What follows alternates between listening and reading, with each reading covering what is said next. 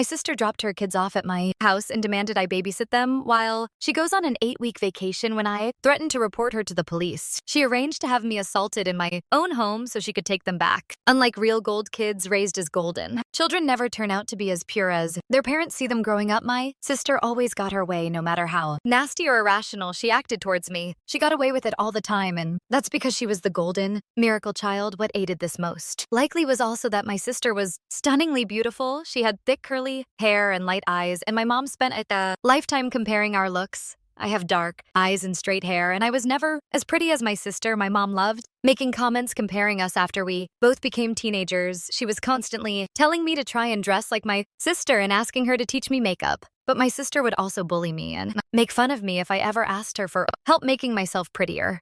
That's how we grew up to be extremely resentful of each other. I think my sister just latched on to the worst traits that we saw in my mother while I rejected them. All I think being put on a pedestal her whole life by my mom for simply being beautiful turned her into a rotten person who doesn't care about anyone but herself and thinks she can get away with anything just because of her looks. The way my mom compared us and put me down led to me having a lot of self-esteem issues, and as an adult, I am very quiet and reserved, and some people describe me as a pushover. Recently, I have been going to therapy to try to grow a stronger spine, even though it has been hard trying to stand up for myself in my relationships for the very first time. I feel like the way my family treated me really screwed me up as an adult, and it's hard for me to maintain any healthy friendships or romantic relationships. My sister even slept with my boyfriend in high school and senior year, and for no real reason. She never liked him and told me many times she thought he was ugly. My parents told me to let bygones be bygones when they found out what had happened. My sister wasn't even given out to, and that was a moment where I truly realized just how much they preferred her over me, the way that my dad just stood by and watched my mom emotionally get under my skin for my entire life. Made me feel like no man would ever stand up for me or see worth in me, and it's very hard for me to trust and connect when dating, but my entire life hasn't been completely awful because of my mom and sister, because the one upside of being the ugly sister growing up meant that I had zero social life and spent all my time studying. I ended up graduating high school with a 4.0 and landed myself a full ride at my number one choice for university, which was great because my mom told me the night before I started high school that she was paying for my sister's college since she was the eldest, but I would have to go to community and pay my way through it on my own. I remember sobbing and asking her why she didn't love me like she loved my sister, and she insisted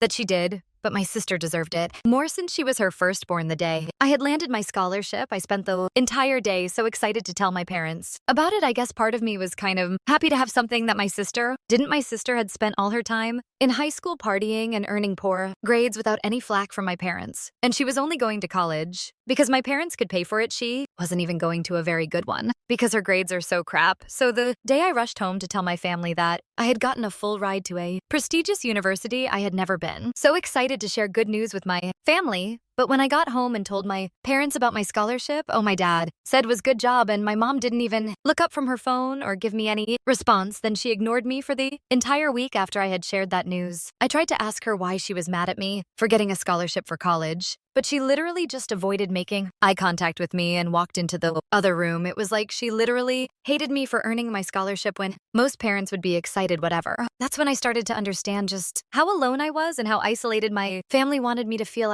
I didn't understand why either. Why had my mom even had me just to spend a lifetime hating me and in turn making me hate myself? The day I got my scholarship turned into one of the worst days of my life as I cried myself to sleep and accepted that I would never have a family that loved me, not like my sister did, and I despised her for it. That night, I wrote in my journal until the sun rose about what I wanted to do with the rest of my life. I was tired of being this sad little girl, and I decided I was going to transform every ounce of rage I had into academic success. Instead of throwing myself a pity party and begging my parents for love and attention, I was going to redirect all my focus and energy to my studies as I always had and give myself something they never could. Was going to be stable, independent, intelligent, and educated, even though I might never be loved. So that's exactly what I did. I went to school and graduated with honors. I got a fantastic position in a company I interned for right out of college, and I've been making six figures since I turned 23. When I came home for the holidays, I would tell my family about how I was doing, and I would get random compliments from extended family members, but my own parents never went out of their way to acknowledge or congratulate me for my accomplishments. As an adult, I knew better than to tell my mom about my high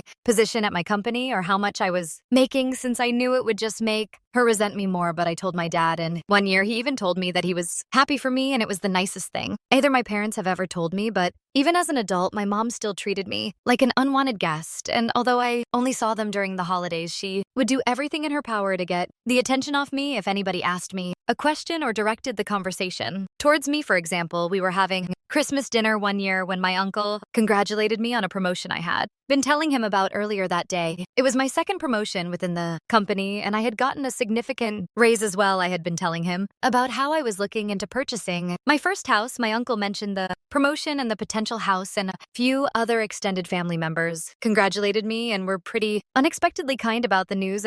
One of my cousins asked me what area I was house shopping in, and that's when my mom cut me off and said, "This is boring. Can we change the conversation then?" Under her breath, I heard her say, "It's probably not even true anyway." I ended up purchasing my house later that year, and when I posted about it on social media, everybody in my family liked the post, except for my mom. I knew she was probably angry because my sister was having a completely opposite life experience than me. She had gone to college right out of high school, all paid for by my parents, and ended up failing out and getting pregnant by her first college boyfriend. I had a sneaking suspicion that my parents had asked her to get rid of the pregnancy, but she ended up keeping it and tried making it work with her baby dad that she had only known for 4 months. Well, it turns out that they were completely incompatible, but I guess that didn't stop them from trying to make things work or solve their relationship by having another kid. I remember having to hold back tears when I saw her posting about having a second child, since I knew the baby was probably being born into a toxic environment, since my sister was such an awful person, as was her baby dad. I had met him at the holidays, but he never even bothered to remember my name or make conversation with me, and every year he would bring home trays of food, despite not bringing anything, obviously. My sister and I's relationship did not improve as we grew up, and we basically didn't talk to each other once we were both moved out of our parents' place. We had each other on social media, and the few times where we would see each other during the holidays, my sister would make nasty comments to me about my weight or the way I was dressing. I honestly think she was just projecting because I wear a lot of designer clothes and I like cycling through my designer purses, and she would constantly ask me what fake purse I had brought this time one year. As soon as I walked in the door for Thanksgiving, she looked me up and down and said verbatim, "I see you're dressed up again like the stuck-up bitch you are." It was so ridiculously rude and uncalled for, and she would even constantly insult me right in front of her kids, using curses and everything. Despite her kids being young, I don't feel bad saying that my sister is pure trash, and that I didn't feel bad for anything I did after she dumped her kids on my doorstep out of nowhere one day. I had just been relaxing in my house one weekend morning after a long work week when my doorbell rang, and I was completely shocked to see my sister's 10 and 7-year-old standing on my front porch holding overnight bags. When I asked them what they were doing here, they said their mom was going on vacation for 8 weeks and that she said I was watching them. My sister and I hadn't spoken since our family's July 4th BBQ, where she told me not to have more than one plate because she was sick of staring at my muffin top. I had no idea why she thought I would be her free babysitter for 2 months. My nephews were good, quiet kids who were obviously confused as well, so I let them inside while I started calling my sister. My sister ignored my first 10 calls, but I kept at it until she finally answered. As soon as she picked up, I said that there was no way that I was watching her kids, and that if she wasn't here to pick them up herself as soon as possible, then I will be calling CPS on her. I was literally Googling the number for Child Protective Services while I had her on speaker when she dropped a bombshell on me. Her voice got incredibly deep and scary as she blackmailed me by saying that she would call my job and inform them that I was not taking my bipolar medication and get me fired, even though my sister was an idiot who didn't understand anything about my job. My career was the most important thing to me, and I couldn't risk anyone threatening my position there. I just hung up after she said that and tried to figure out what to do next. I felt like my head was going to explode from the stress. Not only could I not watch her kids, but I had a trip planned a month from then to go visit my long-distance boyfriend Eric all the way in Australia and meet his family for the first time. We had been dating for a while, and I had been anticipating this trip all year. It was so important since he was introducing me to his mom and dad, and I wanted it to go perfectly. Now my life was thrown into chaos, all because of my sister, and I had no idea what I was going to do. I had no idea who else to call other than my mom, and I shouldn't have been surprised that she sided with my sister just like she had literally always done. I told my mom that my sister hadn't even come to drop her own kids off, and she said that they were old enough to come to my house alone. Anyway, my mom started guilting me and saying that my sister has done a lot for me and that I needed to be there for her. Just this one time, since I never was, that made me lose my mind, and I screamed at her at the top of my lungs and asked her to tell me one single time where my sister has been there for me or improve my life in any way. I told my mom that both her and my sister had never been there for me and had treated me like I was some unwashed dog in their house. Instead of their own family, I demanded my mom visit me so that worst case scenario, I could leave my mom in my house while I flew to Australia as my nephew's caretakers instead of me. I had very little hopes that my sister would abandon her trip to come back for her kids since she was so quick to dump them on me. When my mom finally got to my place, she was cold as ever and looked at me with the same hateful eyes that she always had for me. We sat down in my living room and my mom explained to me that I was being an awful sibling to my sister as always and lectured me about family being there in each other's times of needs. I ignored all my mom's appreciate crap and demanded to know exactly what kind of vacation my sister was on that was so important that she would forget her kids and leave them with someone who essentially hated her. Despite being her own sister, I told my mom that everything about this was weird and suspicious.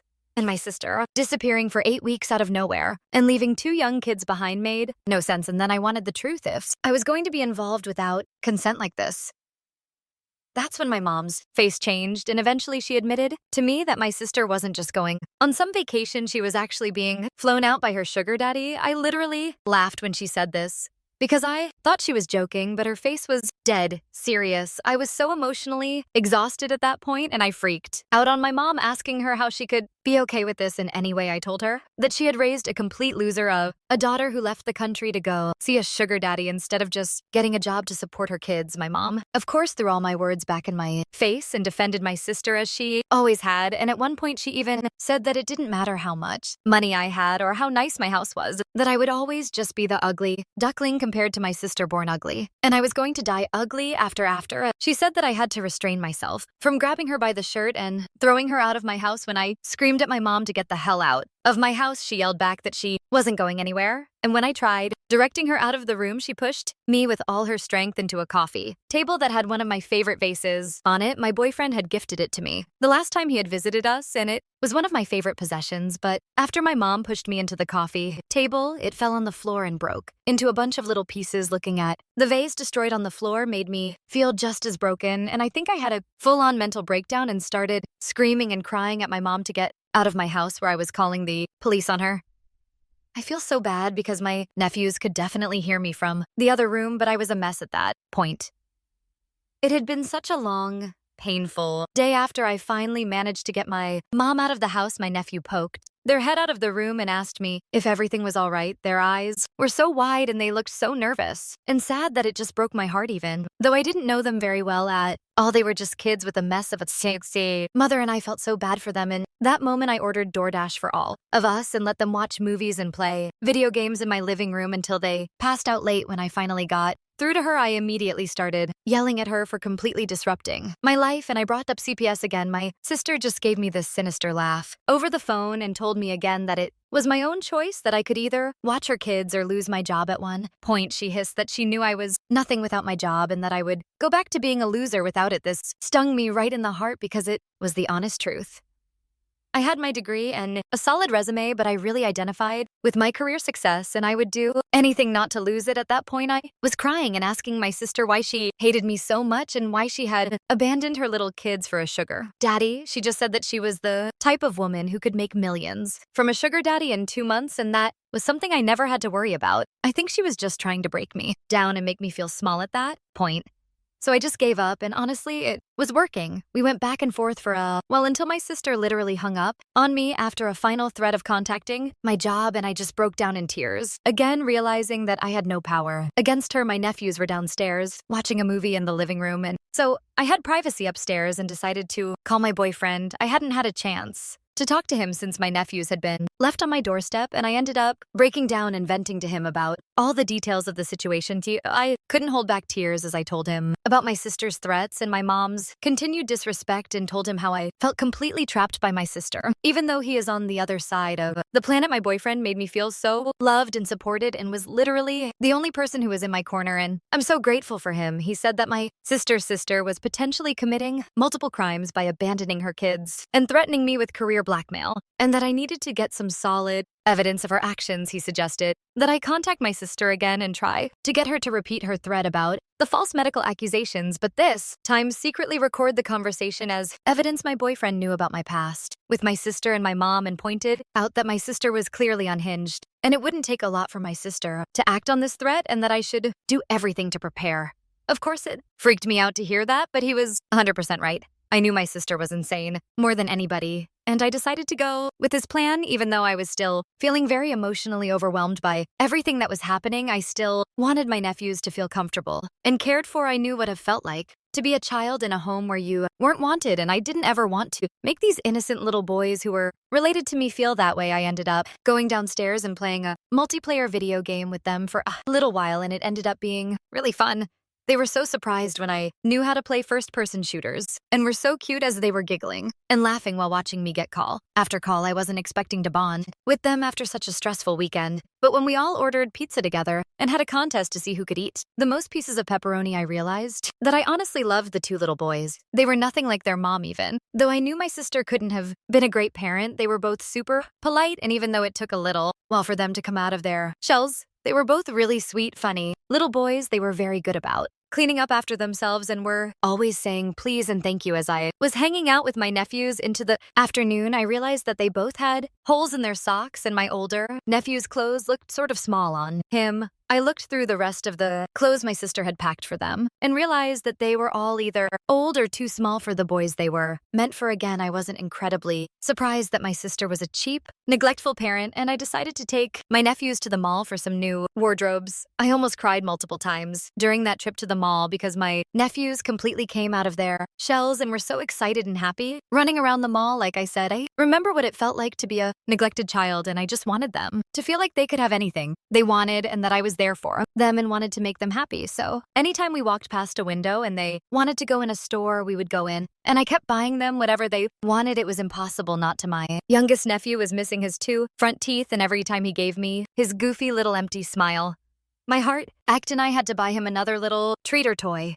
They left them all that day with new clothes that looked great on them and fit them comfortably, and I had also bought them both Nintendo Switches. It was so hard not to spoil them. I didn't have kids in my own, and I had plenty of money to buy them the little things they wanted. When I had bought them the Switches, both of them broke down crying and hugged me, and I noticed the 10-year-old had started crying again during our ride home, and I asked him if he was okay.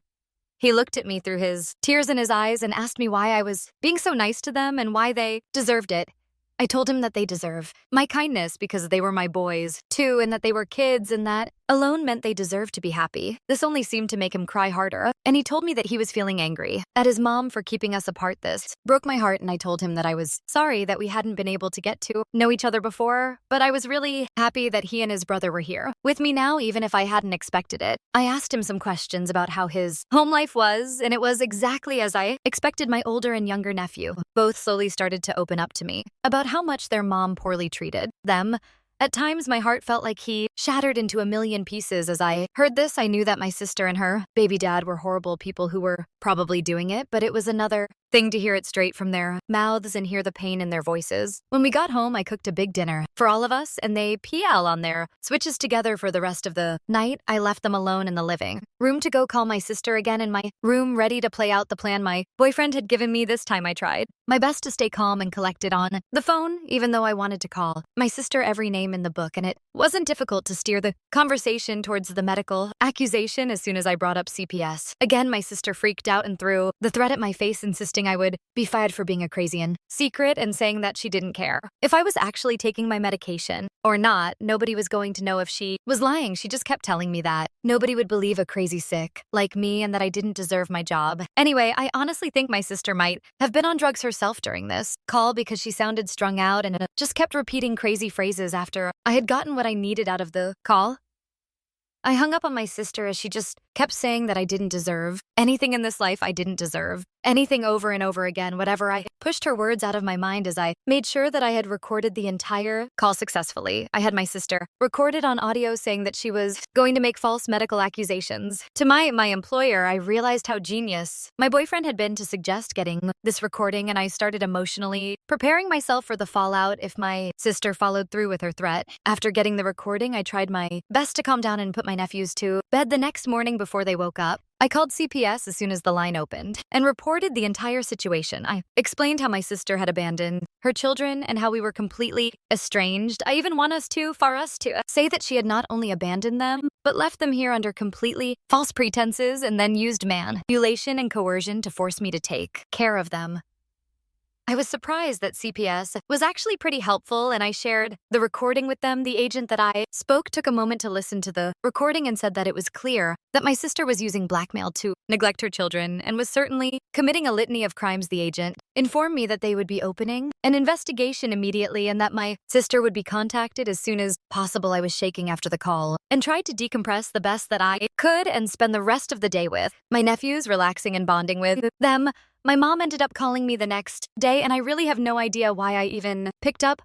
I think I was just still so disoriented and emotionally vulnerable, and ended up getting into another huge fight with her over the phone. I let it slip to her that I had gone and called CPS, and then my sister would finally pay for the way she treated me, and my mom hung up as soon as I said that. I'll be honest, I was shaking after those calls. Just making the call to CPS was so nerve-wracking, and then fighting with my mom over the phone and telling her about CPS felt like a huge mistake. I didn't regret calling CPS, but I knew that my mom would do anything to protect my sister and that she didn't care about my nephew's safety just the same as my sister. All I really knew about my mom was that she hated me and that she loved my sister, and I was sure what would happen next. There was absolutely no way that my mom wasn't going to immediately contact my sister after finding out that I had contacted CPS and tried to put her 2 steps ahead of me. I was sure that she had hung up the phone on me to call my sister immediately, and there was no way that my sister wouldn't know about me calling CPS by the next day.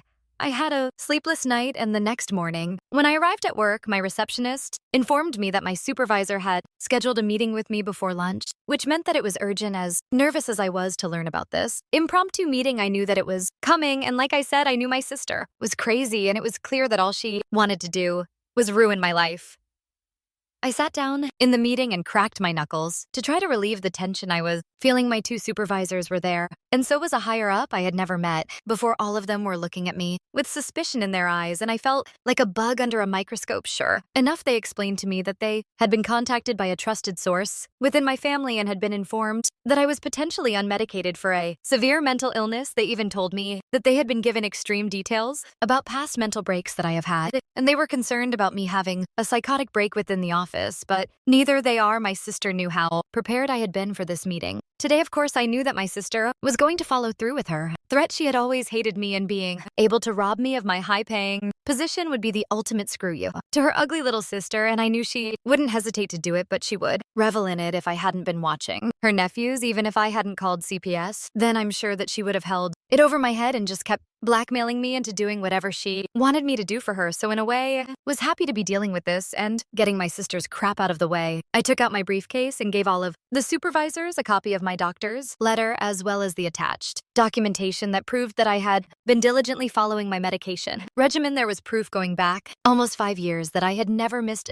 prescription pickup date and that my medication had been regular, as well as my moods. I had verification from not only my primary care physician, but my therapist and my psychiatrist as well. I gave my supervisors a informative but concise explanation into the issues within my family and my sister's own mental health struggles, and informed them that the claims were completely unfounded and they could be sure of my stability based on all the medical paperwork I was providing for them. My supervisors took a while to look through all the paperwork, but as soon as they saw that I had medical evidence from multiple MDS, they seemed completely satisfied and even apologized to me for the inconvenience of calling me into this meeting, and explained that they just had a responsibility to do their due diligence before they closed this matter. My one supervisor even took the opportunity of the meeting to congratulate me on the successful quarter I had just had and bragged about my performance to the other supervisors, which made me look excellent. I literally left the meeting giggling because of how well it had went despite the reason for it, and thought about how poorly my sister's moronic plan had backfired on her. I could barely focus on my work for the rest of the day because I kept smiling dumbly every single time I thought about how I got to call my sister after I finished work and tell her about how her plan had been a complete bust. I called my sister as soon as I got back to my car that day and almost cried laughing as I told her about how the meeting had only taken about 15 minutes because she had sounded so crazy and stupid on the phone, and my bosses had never believed her in the first place. My sister was enraged and accused me of lying and said that she was sure I had been fired, and then I was just trying to save face. This made me laugh harder, and I told her that she had failed at trying to get me fired just like she had failed at everything else in her life. I told her that the only skills she had as a woman pushing 40 was lying and failing, and that even her own children were disappointed in her. My sister lost it all over again and just kept calling me the B word and the C word over and over again, claiming that I had completely betrayed her and said that she was hopping on the first plane back and that she was going to make me regret every single thing I had done to her. I was still laughing after the call, but by the time I got home and reunited with my nephews, who were in much better mood since they had gotten dropped off at my place, I realized that this whole situation was far from over and might get worse before it got better. All knew for sure was that my sister was completely out of her mind, and now she was flying home from another country to come get revenge on me. I realized that I was honestly terrified of what was going to happen next. My sister basically had nothing to lose at this point, and she had always been unhinged, and I started to fear for my safety. Then I started to think about my nephews. I wondered if I had made a mistake calling CPS. A huge part of me wished my sister had lost her passport overseas and never came home.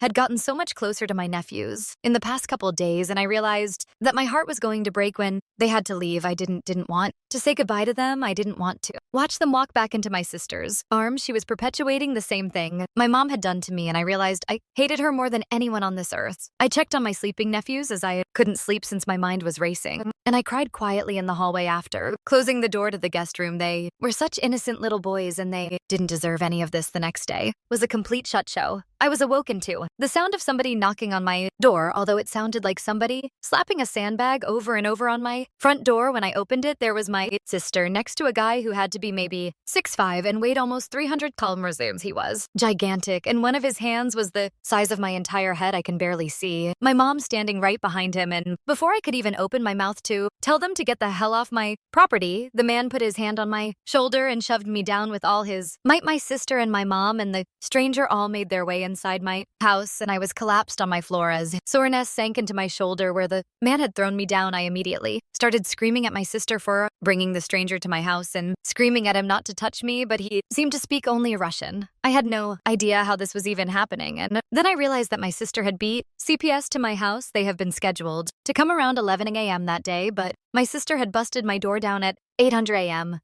My nephews had been woken up by all the commotion and were walking out of the guest room with sleepy eyes. At that point, I tried to get in between them and protect them from the stranger, but my sister barked at the man to go. Put my nephews in the car. It was complete chaos once they realized what was happening. Both my nephews started asking my sister to leave them with me. I tried again to pull my oldest nephew out of the huge stranger's arms, but this time he grabbed my head and threw it into the wall. I saw stars as I sank to the floor and watched him carry my two little nephews out of my house. There was nothing I could do. My mom was crying too, but she left with them as well before they all walked out of my house. My sister walked over to me as I held my head in my hands, and when I looked up at her, she spit at me square the face. It was the most disgusting thing anyone's ever done to me, and one of the worst days of my life. They all drove off in this giant black Suburban that I had never seen my sister in before. I had no idea who the man was, and I couldn't believe the trauma that my sister had just inflicted upon everyone. She hadn't even let them take any of their stuff. They had left without any of their clothes, neither of their switches, and no breakfast. My heart broke for them, and I had an anxiety attack like I had never had before. I didn't realize how much it would hurt to care so much for my nephews, but I seriously love those boys with all my heart, and I just wanted to protect them and make sure that they were cared for like I never had been when I was their age. But now they were scared and shoeless in some random car with my psychotic sister and a humongous stranger. I was so disgusted with my mom's behavior.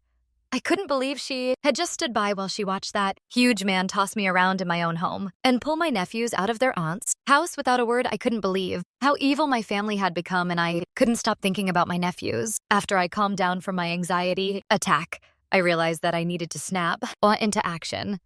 And that time was of the essence, and I was running out of it when I finally came to my senses. I immediately called the police, and it turned out that they were already aware of the ongoing investigation because of Child Protective Services being involved and having an open case against my sister. I gave them all of the details of what had just transpired in my home only minutes before, and the officer on the line was actually incredibly helpful. My voice was shaking, but I tried to stay steady and focused as I described the stranger, and I racked my mind to try to remember the image of the license plate. Luckily, because of how much responsibility I have in my job, I was used to picking up on and remembering little details that other people ignored, and I somehow managed to remember every single number and letter on the Suburban's license plate I gave the cops, a description of the stranger, the full license plate, and a description of the outfits that my mom and sister were wearing. I really do think my sister was high on some sort of uppers when she came to my house that morning. She looked absolutely feral and had this wild look. In her eyes, I think she had been doing substances since she had landed overseas, wherever she was vacationing with her sugar daddy. My sister was crazy, but it was like something snapped in her, and I had never seen her act so truly unhinged and detached from reality after I gave the cops every single little detail that possibly could remember about my sister and the car they had driven away in. I hung up and did my best to take my mind off things, but I literally could not focus on anything else. I couldn't sleep. I couldn't eat. I couldn't nap. I couldn't watch anything on TV. I just kept seeing my little nephew's faces in my head every time I closed my eyes and could not think about anything else except making sure that they were okay. Thought more about my mom and why she had always made excuse after excuse for my sister and how it had enabled my sister to grow up into becoming a truly evil person. I even found myself thinking about my sister's trip, wondering what kind of stuff she had done there, if she really had a sugar daddy, and how much he had paid her. I wondered if the money she had made on her trip had truly been worth it. I even found myself thinking about what it would be like if it was just me and my nephews. I had the room for them, and now I definitely had the room for them in my heart as well. The more I thought about it, the more I wanted that outcome, my sister out of the picture and just me and my nephews. Could give them everything that my sister couldn't, and if my sister and I ended up in front of a judge in a custody battle over my nephews, the judge would be staring at one woman with an overseas sugar daddy and another with multiple degrees and a penthouse office. I tried to think positive things, but random dark anxieties about my nephew. Safety kept leaking into my mind. I wondered if the giant man she had brought in my house was her sugar daddy. I wondered if he was with my nephews. I had just been laying on my couch staring at the ceiling, overthinking, not realizing how much time had passed when I finally got a call back from the police station. They had been searching for the Suburban my sister had left in for hours and finally found them. The officer who had called me back was the same one from earlier and continued to be very helpful and shared a lot of details with me. He told me that they had 3 different police cars on the scene. When they went to pull over the black SUV, since they knew the man had already been violent that morning, sure enough, even with firearms drawn on him, the man ran forward and trying to attack an officer and ended up getting hit in the thigh. He had punched 2 officers in the head and given a female officer a black eye. My sister had also physically attacked the officer who had tried to put handcuffs on her. Initially, I tried to picture it, my insane sister and the giant stranger physically battling a group of cops on the shoulder of the highway. I could not believe that something like this was actually happening in my family, and I wasn't just watching it on reality TV or something. I was still reeling in shock from everything the officer had shared with me about my sister's arrest. When he began telling me that my sister actually wanted to speak to me, I couldn't believe my ears, and he confirmed that my sister was sure that she wanted to use her one call on me. I asked the officer if he thought she was going to ask me for bail money, and he was honest and said yes. That's what she was screaming about. I told the officer that I wasn't even going to take her call and that she could rot in there for all I cared. The officer ended up giving me an understanding laugh, and I finally finished up the call without speaking to my sister. It was a complete mess even, though my sister was finally behind bars. Where she belonged, I found out my nephews were in CPS protection, and although they were safe, I was so worried. I also only had a week until my Australia trip. And if I didn't go, I would be losing thousands and thousands of dollars in bookings also. As I had mentioned earlier, if I canceled this trip, it would have looked extremely disrespectful to my boyfriend's family. Before I even got a chance to meet them, I had planned on marrying my boyfriend one day, and the last thing I wanted to do was give his family a bad first impression of me if I was going to be in their life forever. I called CPS to check on my nephews and just asked if I could speak with them, but they didn't let me.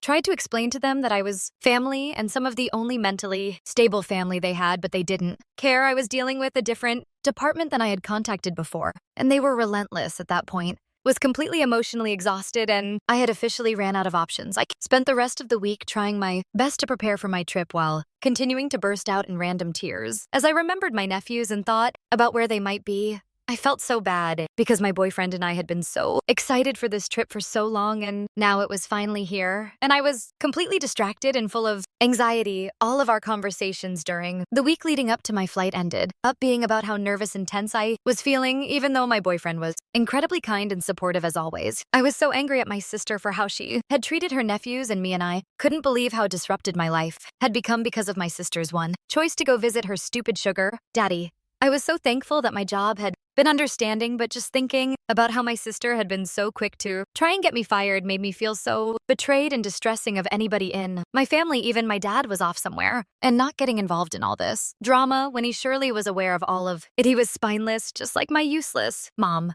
My mom didn't even care about her grandchildren. She had enabled my sister's idiot choices, and that had led to her grandchildren being in the custody of strangers. I was sitting at the bar at the airport on the day of my flight to Australia, 2 cocktails deep, when I started looking at some photos of my nephews that I had taken while they were staying with me. We had taken these silly photo booth pictures at the mall all together, and I couldn't help but begin crying all over again over how much I loved and missed them. I decided that that would be the last time I cried until I landed back in America and told myself that I really needed to try my best to enjoy the time with my boyfriend and his family. I had a life as well, and I couldn't let my sister ruin my time, even from all the way across the globe. My time in Australia ended up going amazingly. I hadn't seen my boyfriend in months, and when he ran to me in the airport and picked me up princess style, I felt my heart explode from happiness. I had been through so much in those past couple of weeks, and just being back in the arms of my boyfriend, who was so warm and caring to me, made me feel so healed. And he spent every moment of the trip catering to me. Meeting his family went excellently, and I got along with both of his parents as soon as I was introduced. They turned out to be really fun, active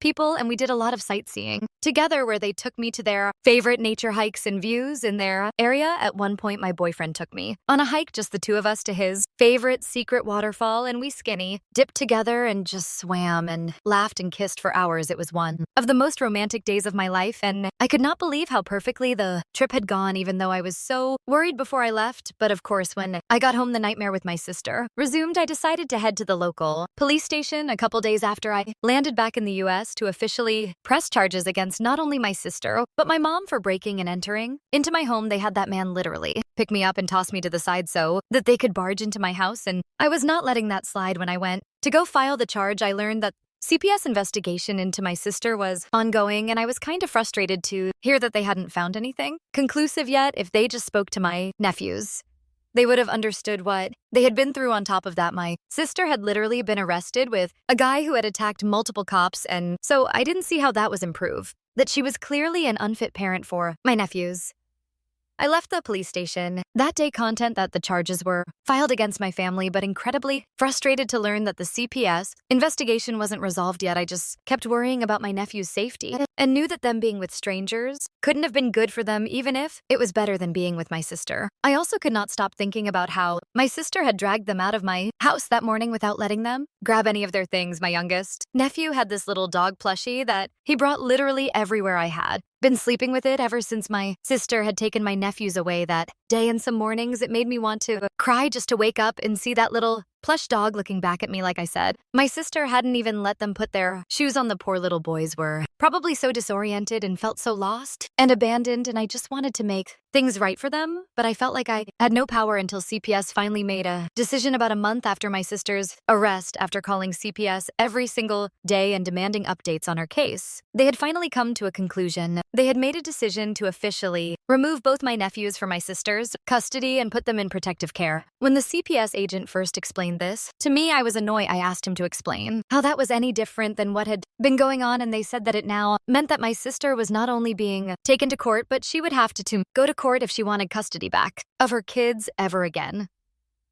I asked the CPS agent if it was likely she would win if she tried to get custody back, and the CPS agent told me that it depends if any other more fitting relatives would show up to court and ask for custody of my nephews. I knew immediately that that was what I was going to do, and I opened a separate court case in an effort to try to win custody of my nephews. I didn't care how long it took. I didn't care how expensive the legal fees would be, and I opted to get the best lawyer that I could afford to work on my custody case, since I knew it was one of the most difficult legal battles you could enter into, but before the custody case even started, the case I had against my sister for the breaking and entering into my home was the first one to begin. I know some people might judge me for taking my own sister to court, but I literally would have fist fought her in a Wendy's parking lot at that point. But I figured I should follow the law if I ever wanted custody of my nephews. At the end of the day, that was my only goal in all of this. I just wanted my sister out of the way and my nephews back at home with me. On the first day of our trial, I saw my sister in court, and it was the first time we had seen each other since the day she had broken into my house and let the man attack me. The very last interaction her and I had was me looking up at her and her spitting a huge glob of spit directly into my face. So it was fair to say that neither of us were excited to see the other. Well, the trial began, and eventually the judge mentioned that I had opened a custody case against her for full custody of my nephews. I guess my sister's public defender hadn't informed her before then, and she was finding out for the first time in the courtroom that day. Well, my sister has never been one to react well to bad news, and after the judge let the news slip about my custody charges against her, my sister completely snapped. Despite us being in the middle of a courtroom, my sister slowly angled her body towards me, screamed my name, and then pounced on me like some sort of crazed hyena. She was clawing and scratching on my face and trying to rip out chunks of my hair. It didn't take long for the bailiff to come over and pull her off of me, but she managed to bite down extremely hard on my forearm. Right before he got to her, it was one of the worst pains I had ever felt in my life, and the bite looked nasty and ended up getting infected. All this happened right in front of the judge, and once everything had calmed down, I knew my sister had just sealed her entire fate. It took months and months, almost 2 years, actually, for all of the criminal charges against my sister to pass and for her to finally get locked up for good. She was serving a life sentence thanks to all of her crimes stacked up on top of each other, and there was no way she was seeing the light of day anytime soon. Since her chances for appeal were so poor, I never dropped the breaking and entering charges against my mom, and the only way my mom managed to stay out of prison was by testifying against my sister in court and throwing her under the bus. I don't think I've ever felt such sweet satisfaction as watching my mom blame my sister for everything that had happened while sobbing her usual crocodile tears. I could not believe that my mom was finally betraying her perfect golden child.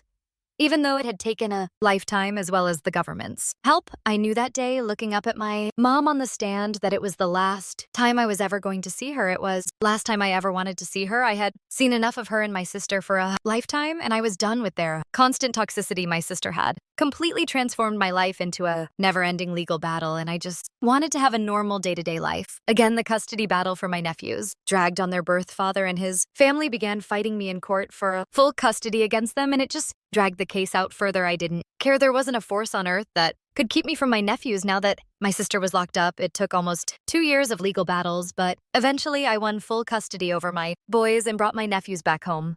We'll never forget how big they smiled and how tight they hugged me when they came home and found the bedrooms I had decorated for them in my house. I walked into my youngest nephew's bedroom, and he ran to me to show me his rediscovered Switch.